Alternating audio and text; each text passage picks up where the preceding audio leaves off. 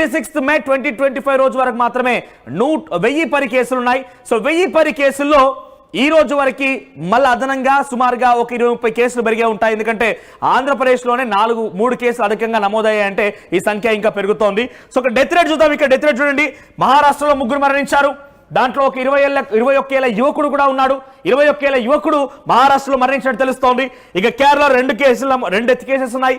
కర్ణాటకలో 1 డెత్, సుమారుగా 6 డెత్స్ ఉన్నాయి. ఈ రోజు కూడా తాజాగా మరొక 6 మరణించినట్టు తెలుస్తోంది. నేను చెప్తున్న ఈ డాటా నిన్నటి వరకు మాత్రమే, 26 మే 2025 వరకు మాత్రమే, నిన్న సాయంత్రం 8 గంటలకు అప్డేట్ చేసిన డాటా ఇది. సో ఈ నేపథ్యంలో ఇంకా 6 కేసులు నమోదయ్యాయి. మొత్తం మీద ఇండియాలో 12 మరణాలు సంభవించాయి. ఇండియాలో 12 మరణాలు ఉన్నాయి. ఇక్కడ మీరు తెలంగాణ గురించి ఎక్సైట్ అవుతున్నారు కదా, తెలంగాణ మిస్ చేస్తాను, నేను ఇక్కడ మీకు చూపిస్తాను. తెలంగాణలో కూడా ఒక కేసు నమోదైంది. తెలంగాణలో కూడా ఇక్కడ చూడండి, తెలంగాణలో 1 కేసు. సో తెలంగాణలో కూడా ఒక కేసు నమోదైంది. పక్క రాష్ట్రం ఆంధ్రప్రదేశ్లో 7 కేసులు. ఇలా మన చుట్టుముట్టు కేరళలో 430 కేసులు, తమిళనాడులో 70 కేసులు. ఈ రకంగా మన చుట్టూరా కరోనా చుట్టుముడుతూనే ఉంది. ఇది ఇండియా వ్యాప్తంగా మీకు చెప్పేటువంటి ఇన్ఫర్మేషన్. ఒకసారి డైరెక్ట్ గా వరల్డ్ వైడ్ గా వెళ్తాం కనుక మనం వరల్డ్ వైడ్ డాటా చూద్దాం. సో వరల్డ్ వైడ్ డాటాలో ఇక్కడ చూడండి కేసెస్ సంఖ్య ఎక్కడ ఏం కనపడుతోంది. వరల్డ్ వైడ్ 28 డేస్ మే 11 రోజు అప్డేట్ చేయబడింది. అంటే సుమారుగా ఇంకా 15 రోజులు డాటా లేదు. ఇక్కడ చాలా లేట్ గా అప్డేట్ అవుతుంది యాజ్ పర్ అఫీషియల్ ఇన్ఫర్మేషన్ ప్రకారంగా. సో ఇక్కడ 11 మే 2025 వరకు అప్డేట్ అయిన కేసుల్లో 28 డేస్ అంటే గత 11 మే 2025 నుంచి ప్రీవియస్ 28 డేస్ లో ఎన్ని కేసెస్ అంటే సుమారుగా 91,583, అంటే అటు ఇటుగా 1,00,000 కేసులు. 1,00,000 కేసులు ఇప్పటివరకు నాకు తెలిసి ఇలా సంఖ్య 1,00,000 దాటిపోయి ఉంటుంది. సో 28 డేస్ లో ఈ కేసెస్ నమోదయ్యాయి. అంటే మరొక 15 రోజులు, అంటే యావరేజ్ గా దీంట్లో హాఫ్ ఆఫ్ ది మనం వేసుకున్నా కూడా 45,000 కేసులు, అంటే సుమారుగా 130,000 నుంచి 140,000 కేసులు ఇప్పటికే వరల్డ్ వైడ్ గా నమోదై ఉంటాయి. సో ఇది వరల్డ్ వైడ్ రేట్ ఇది. దీంట్లో ఒక్కసారి మనం డెత్స్ కూడా చూద్దాం. డెత్స్ చూస్తే ఇక్కడ థాయిలాండ్ లో ఎన్ని కేసులు ఉన్నాయి, ఏ రకంగా ఇక్కడ కేసులు ఉన్నాయి చూపించే ప్రయత్నం చేస్తున్నాను. ఒకసారి ఇక్కడ మనం డెత్స్ వరల్డ్ వైడ్ డెత్స్ చూస్తే కనుక ఇక్కడ చూడండి, as of 11th May 2025 previously 28 days calculate చేస్తే ఎంత, 1220 మంది మరణించారు ప్రపంచవ్యాప్తంగా. 1270 మంది. సో 1270 మంది మరణిస్తే దాంట్లో ఇప్పటికి మనం సుమారుగా 15 రోజులు కావస్తోంది. ఇది 11th మే 2025, అంటే 15 రోజుల్లో సుమారుగా హాఫ్ ఆఫ్ ది పబ్లిక్ మనం వేసుకున్నా కూడా ఇదొక సంఖ్య 1800 వరకు చేరే అవకాశం ఉంది. సో ఇప్పటివరకు ఆన్ అండ్ రికార్డ్ 1800 మంది ప్రపంచవ్యాప్తంగా మరణిస్తే 140,000 కేసులు నమోదయ్యాయి. దీంట్లో మరొక సంచలనం, మీరు భయానికి గురైనటువంటి ఒక వార్తని చెప్పబోతున్నది ఏంటంటే, ఇక్కడ మ్యాప్ చూడండి. ఇక్కడ మ్యాప్ కనబడుతుంది కదా, ఇక్కడ ఇండియా ఇది. సో ఇది ఇండియా. ఒక్కసారి ఇక్కడ ట్యాప్ చేసి చూపించే ప్రయత్నం చేస్తారు. థాయిలాండ్, ఈ థాయిలాండ్ లో ఈ రోజు 22 కేసెస్. ఇక్కడ పక్కనే చూడండి ఒకసారి కేసెస్ సంఖ్య మనం చూస్తే కనుక ఇక్కడ కనబడుతుంది కదా, ఇక్కడ చూడండి. ఇక్కడ నేను ట్యాప్ చేస్తున్నాను కేసెస్ గురించి. థాయిలాండ్ ఎన్ని కేసెస్ ఉన్నాయి, 69,232 కేసులు. Thailand very close to India, అంటే మనకి ఎంత డేంజర్ ఉందో అర్థం చేసుకోండి. Thailand is very close to India. So చాలా మంది కూడా థాయిలాండ్, బ్యాంకాక్ లాంటి వాటికి చాలా టూరిస్ట్ స్పాట్ గా ఉంది కాబట్టి అక్కడికి చాలా మంది వెళ్తూ ఉంటారు. అది ఇండియన్సే కాదు, వివిధ దేశాల నుంచి కూడా వస్తూ ఉంటారు. సో అక్కడికి ఈ మధ్య కాలంలో ఎవరైనా వెళ్ళినా కూడా ఐ రిక్వెస్ట్ ఎవ్రీవన్, దయచేసి టెస్టులు చేసుకోండి. ఇది మిమ్మల్ని భయభ్రాంతకు గురి చేయడమో మిమ్మల్ని తప్పుగా చూపించడం ఆ ఉద్దేశం కాదు. కానీ ఇక్కడ చూడండి 69,232 కేసులు ఎప్పటికీ 11th మే వరకు మాత్రమే. అంటే ఈ 10 రోజుల్లో సుమారుగా ఈ సంఖ్య 1,00,000కు పైన ఆశ్చర్యపోవాల్సిన అవసరం లేదు. అంటే అధికంగా పెరుగుతూ ఉన్నాయి కాబట్టి. సో థాయిలాండ్ ఇక్కడ పక్కనే మ్యాప్ లో మీరు గమనించండి, Thailand and this is India. So Thailand లో 69,232 కేసులు నమోదయ్యాయంటే దాని ప్రభావం డెఫినెట్ గా మనం హాట్స్పాట్ దగ్గరే ఉన్నాం, ఒక రెడ్ జోన్ పక్కనే ఉన్నాం, రెడ్ జోన్ కి ఆనుకొనే ఉన్నాం. కాబట్టి డెఫినెట్ గా మనం అలర్ట్ గా ఉండాల్సిందే. సో ఈ మధ్య కాలంలో ఎవరైనా కనుక రిక్వెస్ట్ ఎవ్రీవన్, మిమ్మల్ని అందరినీ కూడా రిక్వెస్ట్ చేస్తున్నాను, ఈ థాయిలాండ్ కానీ బ్యాంకాక్ కానివ్వండి, ఈ సుదూర ప్రాంతాలకి ట్రిప్స్ నిమిత్తం వెళ్ళిన వారు ఎవరైనా కనుక ఉంటే వెంటనే టెస్ట్ చేసుకోండి.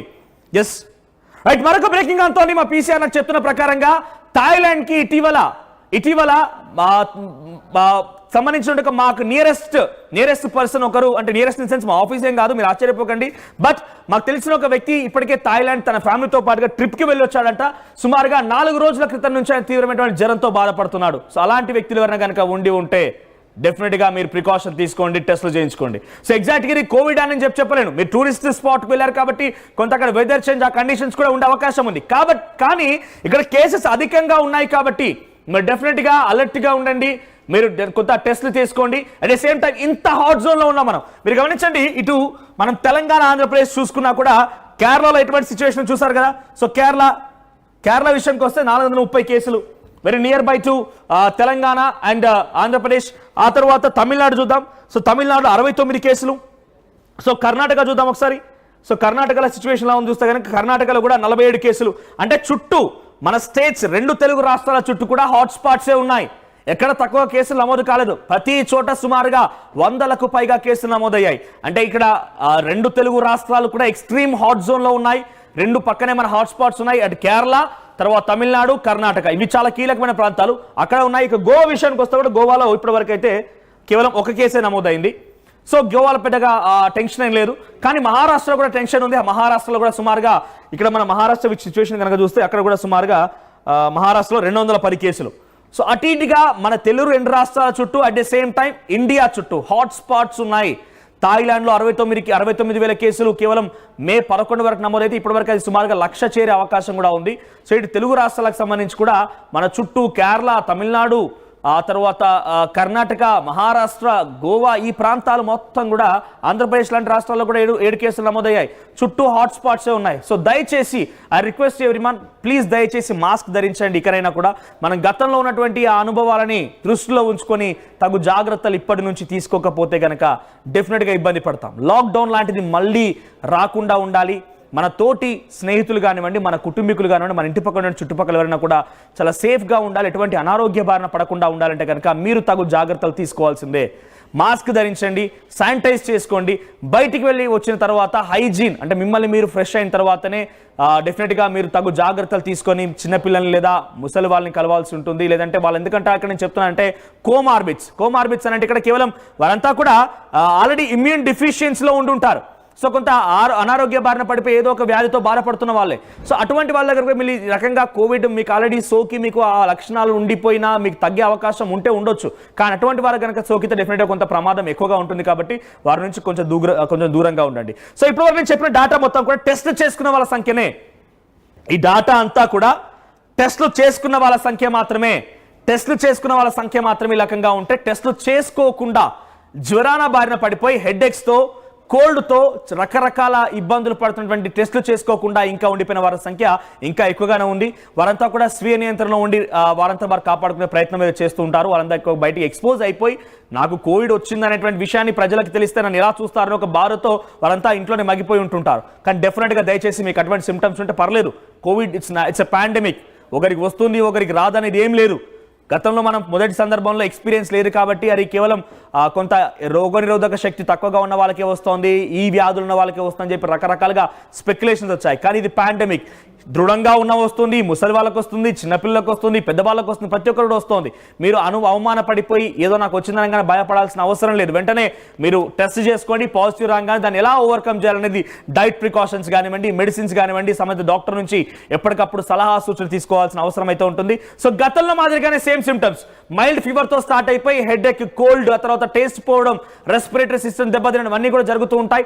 బేసిక్గా మనం కోవిడ్ అనగానే లంగ్ ఇన్ఫెక్షన్ అంటూ ఉంటాం. కానీ లంగ్ ఇన్ఫెక్షన్ కాదది, మన లంగ్స్ లో బ్లడ్ క్లాట్ అవుతూ ఉంటాయట. సో క్లాట్ అవడం వల్లనే రెస్పిరేటరీ సిస్టమ్ దెబ్బతింటుంది. ఆ తర్వాత చాలా తీవ్రమైనటువంటి వ్యాధులు సోకుతూ ఉంటాయి. ఇది కోవిడ్ అంటే కేవలం కోవిడ్ మాత్రమే కాదు, ఆ రోగనిరోధక శక్తి పైన ఎప్పుడైతే కోవిడ్ చాలా బలమైనటువంటి దెబ్బ కొడుతుందో ఆ తర్వాత డెంగ్యూ, మలేరియా, ఈ వివిధ వ్యాధులు మొత్తం కూడా ఒకేసారి సోగిపోయి మనిషిని క్షీణపరుస్తాయి, మనిషిని కొంత బలహీనంగా చేస్తాయి. ఆ తర్వాత ఈ రకమైన ప్రమాదం బారిన పడవచ్చు. సో నేను చెప్తున్నటువంటి ఈ డాటా అఫీషియల్ డాటానే. ఇక్కడ మిమ్మల్ని భయభ్రాంతులకు గురి చేయడం కానివ్వండి, ఇబ్బంది పెట్టే ఉద్దేశం మాకు లేదు. చాలా అథెంటిక్గా WHO ఇచ్చినటువంటి రికార్డ్స్ ప్రకారంగా వరల్డ్ వైడ్గా ఎటువంటి సినారీ ఉందో చెప్పే ప్రయత్నం చేశాను. ఆ తర్వాత మన మినిస్ట్రీ ఆఫ్ హెల్త్ ఇచ్చినటువంటి ప్రకారంగా ఇండియా వైడ్గా ఎటువంటి సినారీ ఉందో చూపించే ప్రయత్నం చేశాను. ఇది కేవలం టెస్టులు చేసుకున్న వారి సంఖ్య మాత్రమే. నేను పదే ఇక్కడ అడ్రస్ చేస్తున్నానంటే టెస్టులు చేసుకోకుండా చాలా మందే ఉన్నారు ఇంకా కూడా. వాళ్ళంతా కూడా ఇప్పుడు టెస్టులు చేసుకుంటే